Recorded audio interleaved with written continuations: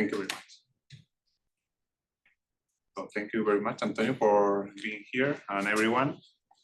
Let's begin this last session of the workshop with smart contracts. Hello, morning. Using other people's equipment always have these hiccups, right? So I lost the first slide. Maybe I'll just use this. I don't know which one is the control. Anyway, I can go with the arrows there. Okay. So first of all, I want to thank the GSSI Institute in L'Aquila, Italy. I was there 6 months, and this work was done with their support.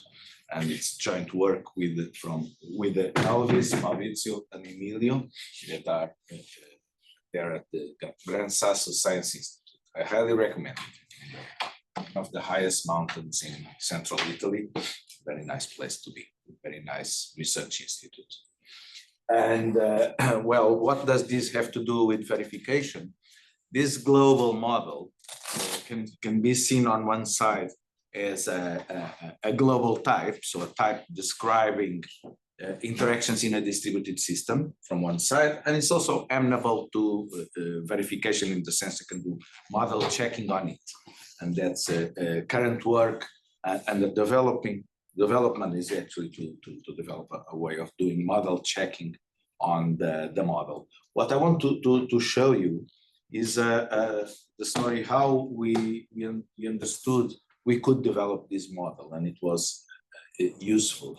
And the key characteristics we wanted to include in order to faithfully represent this kind of distributed systems that have a central control, and as it is the case of blockchains, they have a central control in the sense that the program that is executed is deployed by someone, and all interactions are not really peer-to-peer, but are through this central entity, the smart contract. Okay, so blockchains start to be everywhere. I'm not going to tell you about exactly what it is and what are the advantages, just show you that these days, private companies, public organizations are adopting blockchains for their advantages on privacy, on non-tampering the history of the interactions, security, etc. So they are really everywhere these days. And a particular kind of blockchain, the Ethereum blockchain, proposed more than 10 years ago already, this idea of having a reactive program on this distributed computer. And so you could deploy a reactive program to one of the peers of this distributed computer and interact with it in a way that is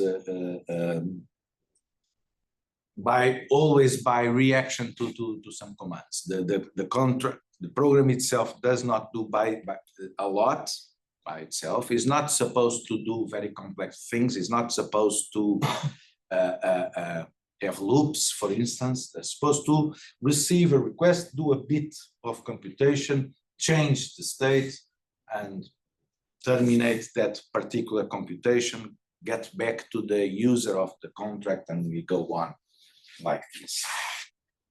And smart contracts are also being adopted in many places because they are, again, a way of ensuring trust between parties, or they are actually following a certain protocol. Everyone is obeying the rules. Everything is registered and tampered, and privacy is respected. And there's guarantees of receiving the services that are supposed to be delivered by the contracts. Okay. And starting also to be everywhere. So the problem is that these smart contracts are subject to bugs, as any program. Right. And the there are many occurrences of serious attacks exploiting vulnerabilities of these programs. And I like particularly this title. They are not smart and they are not contracts. So they are not contracts in the sense they are not protected by law, and they are not smart in the sense they just react. It's just code executing and reacting to invocations. So let's not start telling they are more than they actually are. The problem of them being subject to these vulnerabilities is that since they are not changeable, because you cannot change a transactions in the blockchain, bugs are features. You cannot really fix the bug. It's there already. What you can do is, well, try to empty its state. If it is money that is there, you just withdraw it. You make it unusable in the sense that it's not useful anymore, but it stays there. You can deploy a new version, a fixed version. You cannot change the one that you deployed before. So bugs become features of these contracts. And well, facing this situation, our idea is, well, you need to avoid putting bugs there in the first place, as Dijkstra was saying in 72, right? Don't put them there. And then it's quite inspiring, the verified software initiative, in the sense that we really need is a error-free software in this situation, or this guarantees that the code, the software is the most trustable part of the system.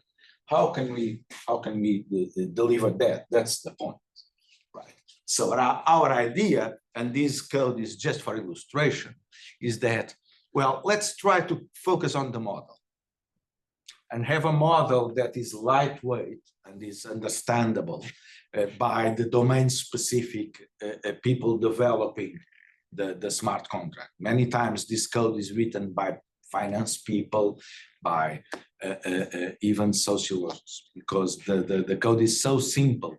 Non-computer scientists are writing this code, and then they are introducing bugs and not following good practices, etc. So let's remove the task of developing the code from the domain-specific expert and give him this DSL that hopefully would be simpler to reason about, but mainly will allow to get correct by construction code.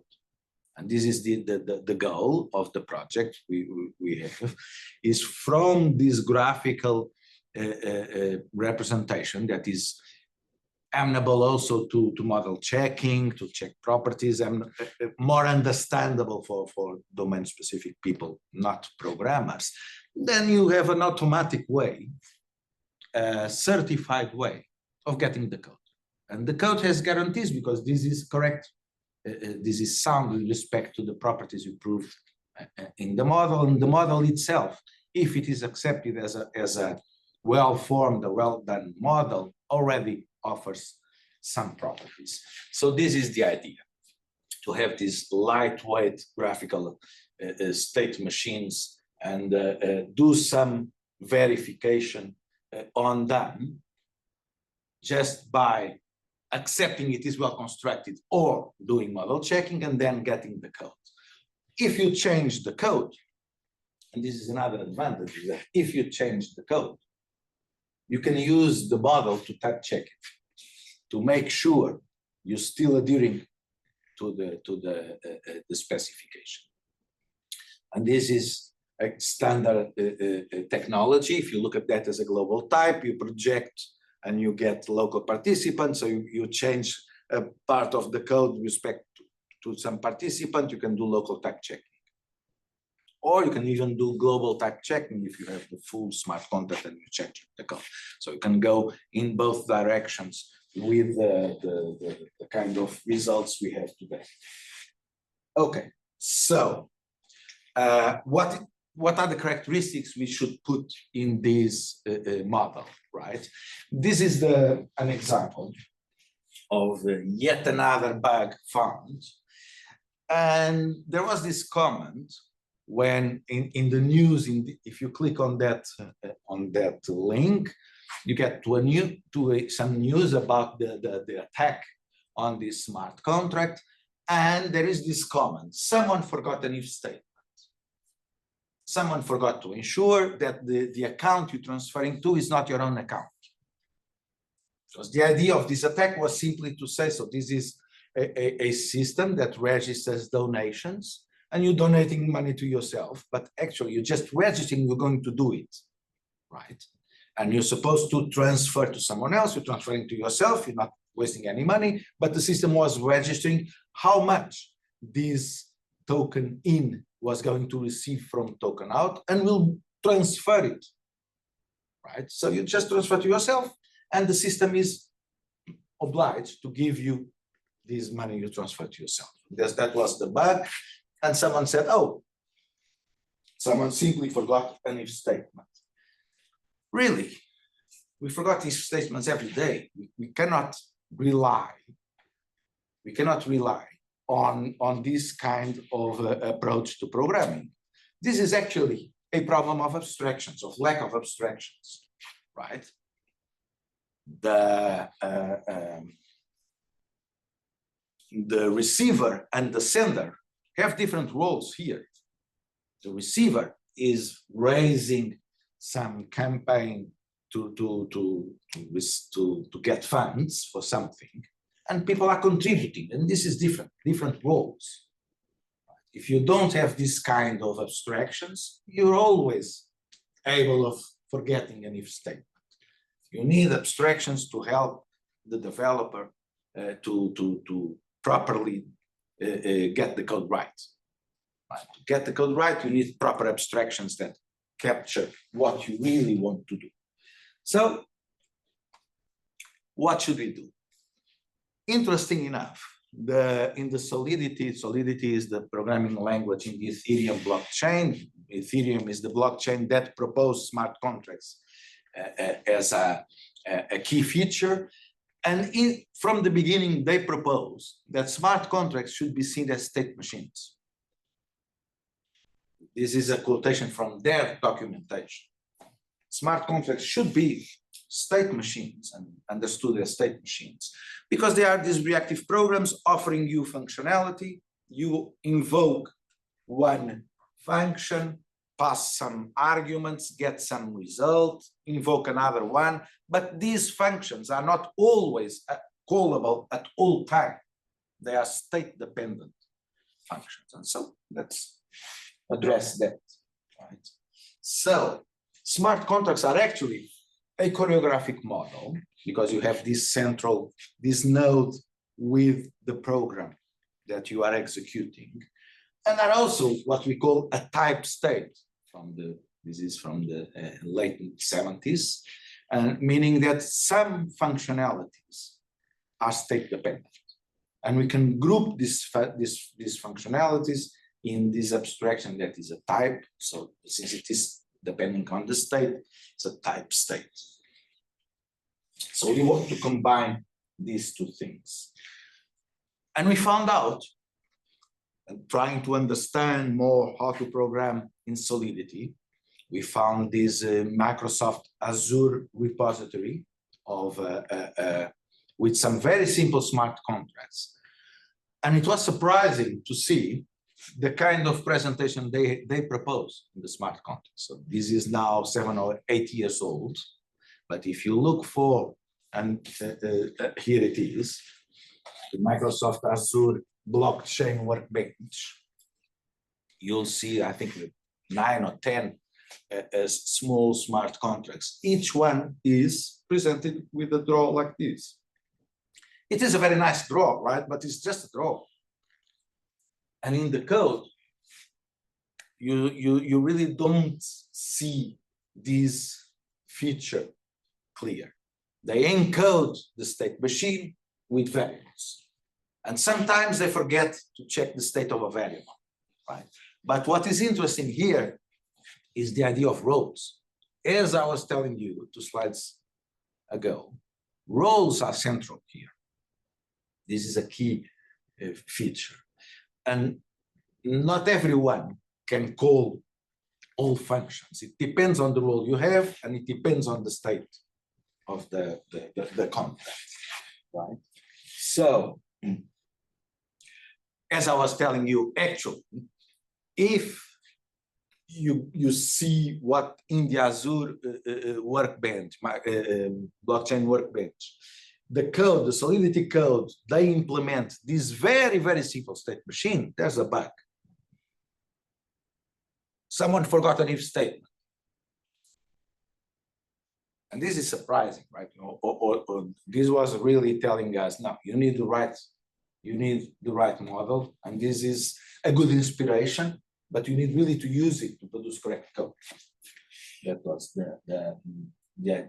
Okay, so what we propose are this idea of these state machines, data aware. So I went a bit too far, too fast. Data aware, in the sense that they need to understand the state of the contract, and they need to distinguish between different roles of people invoking the contract. So we are specializing the state machines we want, and we want to coordinate, to orchestrate these participants, express when actions are enabled, and we cannot force cooperation, because a participant can just leave the contract. You call a couple of functions, you don't complete, you change your mind, you don't use it anymore. So we cannot force and cannot expect completion of these protocols. Just anyone can leave. So we have these kind of transitions. I'm putting here all the ingredients we actually need. Capital R is a role, and we can declare for a particular contract a set of roles. And these roles have a name, but each role is a set of participant identities. So when you invoke the contract to deploy, we register this variable P registers the identity of whoever invoked it, puts it in the set R, capital R, as the belonging to that role. And well, the function start that deploys the contract has parameters, right? The first C will be the identity of this contract, and then you have other parameters, and the contract have local variables, right? You can instantiate the local variables with the values you receive, etc. Right? The new here means that in this state machine, we can only fire this transition if the identity of the invoker is not registered at all. It will be a new participant. Right? Check that in no role we find this identity in order to fire this transition. Okay. Then you have other transitions, and the transitions have preconditions, and the preconditions are, well, these guards that say who can invoke a particular P that I already know, that already entered the contract, any P that with a certain role that is already involved in the contract, or a new participant, right? You have here, so you have preconditions, this annotation about who is going to invoke function F, and then the function with the parameters. And these B are basically a set of assignments, a change in the state of the contract. Okay, so this is our version of that simple marketplace contract, right? The simple marketplace, once deployed, allows a buyer, capital B stands for buyer, a buyer to make an offer, when the offer is placed, the only kind of user that can invoke functions is the owner. Now the owner accepts or rejects the offer. If it accepts, we're done, we're in the final state. If it rejects, it goes again to item available. And so this informal description, we capture it like this. Arguably, it's a lot more syntax, a lot more complex, but we're trying to be precise on what's going on. So you have a new, I'm sorry, I was writing first new N-E-W, and then I put there the Greek letter new. It's just by calculus getting inside without noticing. Anyway, you have a new participant, let's put it in variable small o, should be of role capital O, invoking the start transition, and you have a C will be the identity of the contract, and you have a parameter price integer.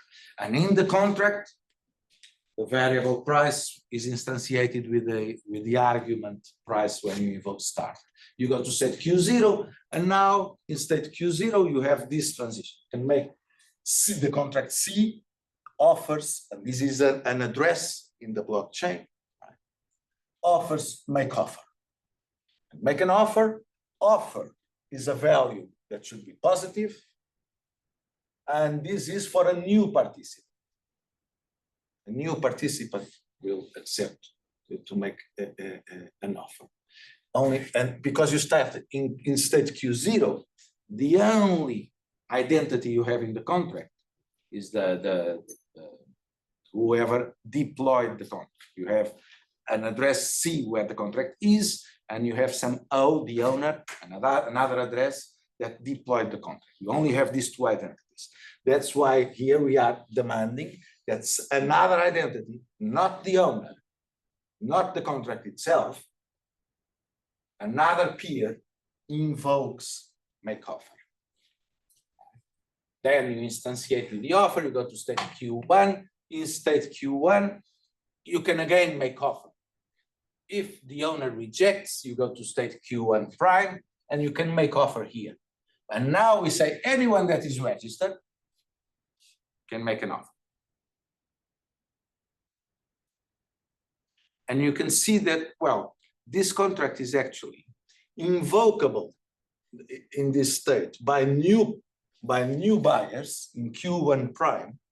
A new buyer can enter and make a first offer, or someone that already made an offer that was rejected can make a new offer, right? Of course, you could say something more interesting here, like the offer made by this guy is higher than the previous offer that is there, but it's not less interesting. I think what I want to stress here is the control of the participants by roles and by identities, right? Matching that informal draw there. Okay, so we modeled all these contracts that were in the Azure workbench. The inverted tick means we've done a bit of hacking. We are not really happy with what we have done, at least in this version. Now we have something different, but well, you know, I can't tell you about what's going on right now, double blind submissions, etc. Right. So this is the situation for the paper we published last year in coordination. Right? Not the present situation. That's the one I can talk about, is this one. And here you have intercontract. At this point, we could not cope with intercontract interactions, so contracts calling each other. Right? At this point, we couldn't. Then we had, by default, the new participants entering, and new participants could enter by invocation or even by parameters. We could pass a new participant as a parameter of a function call. And we had something interesting that was role revocation. So a participant could lose his role in the contract or could change a role. And that there are contracts where you have this, you own some token, some asset in the contract, then you pass it to someone else, you lose the role of controlling this asset. Right? Someone else will have that role. So we needed role rotation, and we also needed a participant to have more than one role. Maybe the owner could be a buyer as well, raise the price of the item. So this was the situation. Now, the problem is that not always what you write makes sense. So the first thing we've done was to understand what are the conditions to have a state machine that makes sense from some very basic criteria. The first criteria is that you cannot have a transition on a participant that was not introduced. So that variable P there is new, is completely free. It was not introduced. You cannot, this is not correct. That variable has no identity there. It does not make sense to ask for participants of a role that is empty. So first you need to put participants in a certain role, then you can say these transitions are there. So in the first case is because P, that variable, will be a null variable, has no identity. Second case, that capital R is the empty set, so it's not fireable, the transition. Right? And you're deadlocked, the contract will be deadlocked in that state.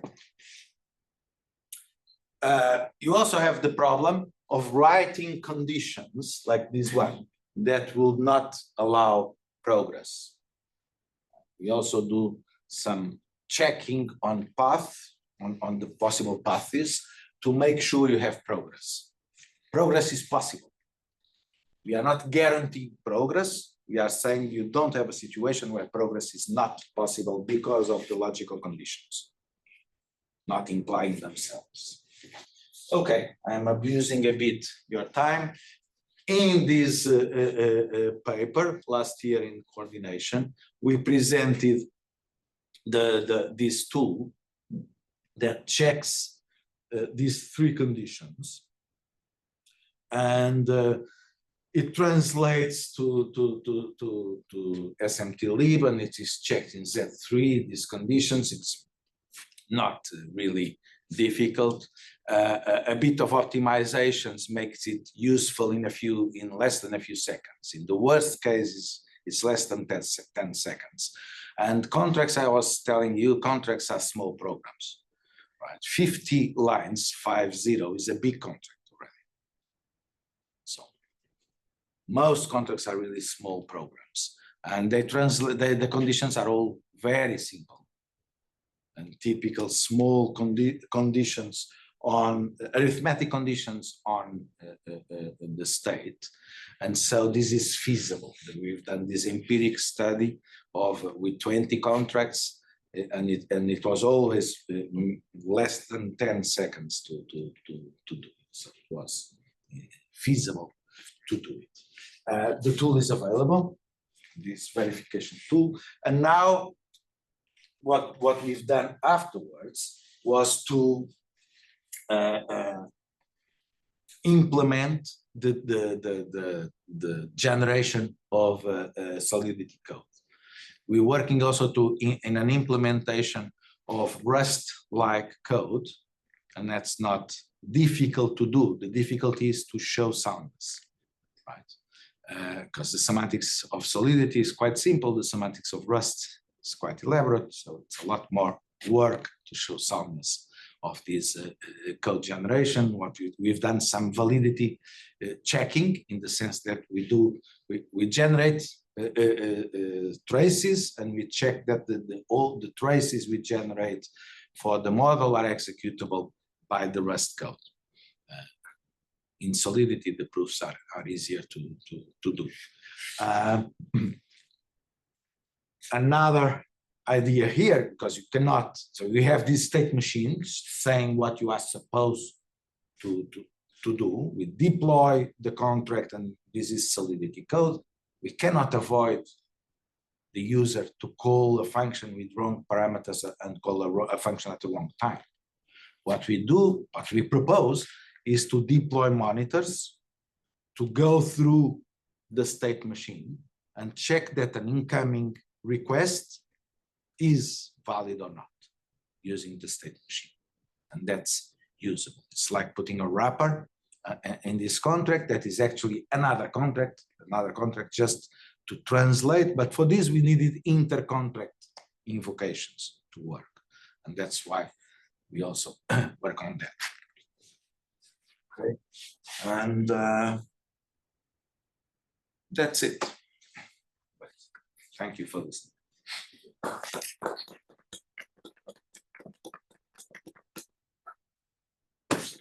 Comments?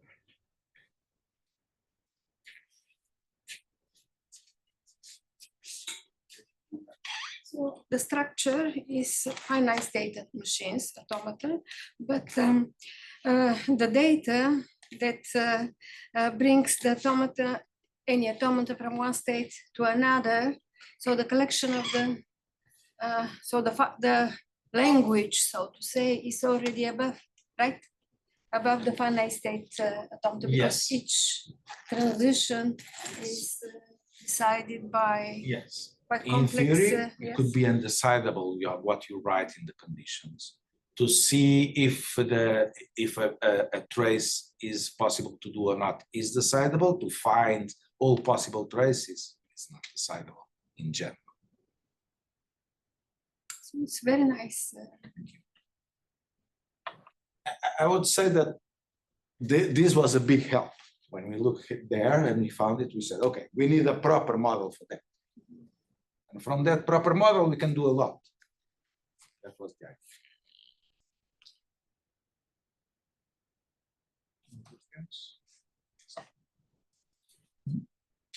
Can you handle participants in the body of the contract, participant identifiers in the body of the contracts? And that's something the code does. And then you can build like data structures of participants. I don't know if in Solidity, I'm not sure you can do that. In Rust, you can. But okay, at least you have like attributes where you can record Yes, a fixed number of. Yes, you can Boolean conditions with participants. You can do. You cannot put that. You can put them in a list, for instance, and build collections with participants. You cannot do pointer arithmetics or things like this because participants are just addresses. Yeah. Change those addresses. In Solidity, you can't. In Rust, it's a value.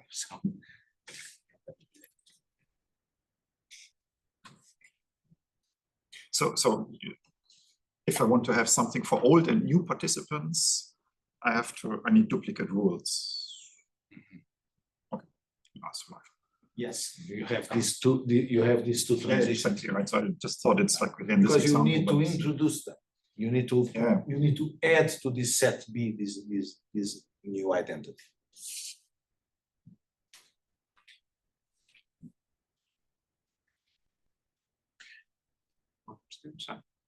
So because you are adding this new identity, it's no longer possible to have this first bug where you showed like the transaction target and the Exactly, the kind of hack that the attack you've seen before, you can put as a condition, as a Boolean condition, that they should be different, or you just declare one thing is the owner of this contract that is raising funds for something, another thing is donators, and then there are different roles, right? It's like still possible to get that kind of bug in this setting, or it's just correct by construction, as you say? That kind of bug, well, you can have a participant with both roles. You would need to say that particular kind of bug. In the contract, you could not allow a participant in a certain role to be in another role, and that's by default. Actually, to put up the same identity in different roles here, we have no control. You can call it the same identity and put it in different roles, right? But the one that deployed the contract, that C is unchangeable. So for that particular attack, it's impossible to have it here, because the person who deployed, the peer that deployed the contract and is raising funds is that small c there, the owner of the contract, and that small c can't do it, can't manipulate it anymore. But in other situations, like the marketplace, I can be a buyer and an owner at the same time. You have to say that you don't want. But and that's why model checking would be important here to understand, to think about this higher order, these higher properties, and check that what you wrote satisfies the model satisfies the properties. You said that you have some hacky solutions and you don't have solutions for some cases. What is the reason that you don't have solutions? Is it because that you cannot model it? At the time, we couldn't. So in that table I've shown, it's here. This role revocation needed a special operation to remove an identity from a set, right? And this was not in the language. It was just a matter of putting it there. Contract invocation, intercontract invocation was a bit more difficult because I'm showing you a single contract. So we needed to introduce an extra layer that is the network of contracts and propose a semantics. So we have a semantics for a contract, then you have a network of contracts, and you need a semantics for the network of contracts. So we do have it now. We didn't have it last year. Okay, but for example, for intercontract interactions, each contract is an identity. Yes. Therefore, you can just model the other contract as an identity. Isn't it possible? That's what we do, but we do it in a network, network semantics, because what I'm showing you here, you could say, okay, let me put there a different, instead of C, a D, right? But then we don't want to in this, each of these transition systems of these state machines should be one contract. If we start putting there different contracts, it will be a different kind of machine.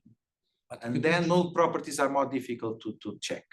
Okay, but couldn't you just introduce that there is some identity that initiates this interaction with this specific contract? Other contract, let's say A is interacting with this contract. Like this small O. Yes, that's what we're doing now, but we need the contract of this small O. Yeah, okay. And that's why we need the network. Okay. Then we have this state machine, the other state machine, and their interaction. Yes. Okay. It was actually a matter of first defining the local semantics and then defining the global semantics. More questions? Let's thank the speaker again.